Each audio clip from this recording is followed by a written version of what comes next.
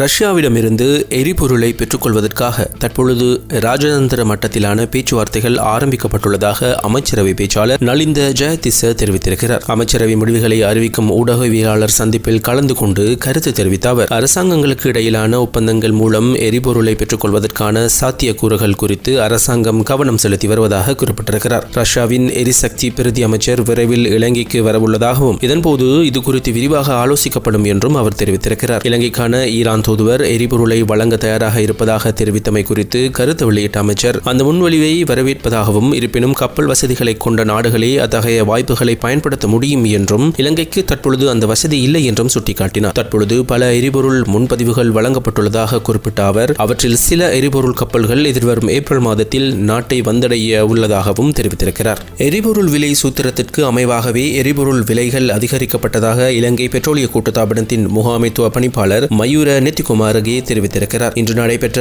ஊடகவியலாளர் சந்திப்பில் கலந்து கொண்டு கருத்து தெரிவித்த அவர் இது குறித்து மேலும் கூறியதாவது, அரசாங்கம் ஒரு குறிப்பிட்ட பகுதியை ஏற்றுக்கொண்டுள்ளதாக அமைச்சர் குறிப்பிட்டிருக்கலாம். ஆனால் எரிபொருள் விலை என்பது விலை சூத்திரத்தின் அடிப்படையிலேயே அதிகரிக்கப்பட்டது. விலை சூத்திரம் என்பது ஒன்றும் விசித்திரமான சூத்திரம் அல்ல. எரிபொருளை கொண்டு வரும் செலவு மற்றும் அதற்காக ஏனைய செலவுகள், இவற்றை தவிர அதில் 100 ரூபாவை அரசாங்கம் ஏற்றுக்கொண்டால் விலை சூத்திரத்தின்படி வரவேண்டிய விலையை விட குறைவான விலையே நிர்ணயிக்கப்படும் என அமைச்சர் கருதியிருக்கலாம். பெட்ரோலிய கூட்டுத்தாபனம் விலை சூத்திரத்தின்படி விலையை கணித்து அரசாங்கத்திற்கு அறிவிக்கும். அதன் பின்னரே அரசாங்கம் முடிவெடுக்கும். கூட்டுத்தாபனம் சமர்ப்பிப்பது தான் இறக்குமதி செய்த விலை மற்றும் அதற்கான செலவு ஆகியவற்றை மட்டுமே தவிர அந்த சூத்திரத்தில் வேறு எந்த விடயமும் இல்லை. மாதத்திற்கு ஒரு முறை விலை சூத்திரத்தை கண்காணிப்பது மாதத்தின் சராசரியை கொண்டு அல்ல, அந்த மாதத்தில் இறக்குமதி செய்யப்பட்ட கையிருப்பை கொண்டே கணிக்கப்பட்டது. முன்பு ஒரு மாத காலத்திற்கு உலக சந்தையின் விலை பாரிய மாற்றங்கள் இல்லாத போது மாதத்திற்கு ஒரு முறை இப்படி கணிக்க முடிந்தது. இப்பொழுது அப்படியே கணிக்கப்படுகிறது. ஆனால் இப்பொழுது ஒரு மாதம் வரை காத்திருக்க முடியாது. ஏனெனில் உலக சந்தையில் எரிபொருள் விலை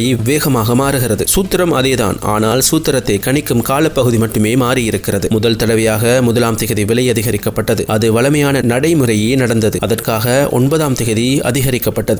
28ஆம் தேதி தொடங்கியது. 28ஆம் தேதிக்கும் 9ஆம் தேதிக்கும் இடையில் விலை அதிகரிப்பு ஏற்பட்டது என அவர் தெரிவித்திருக்கிறார்.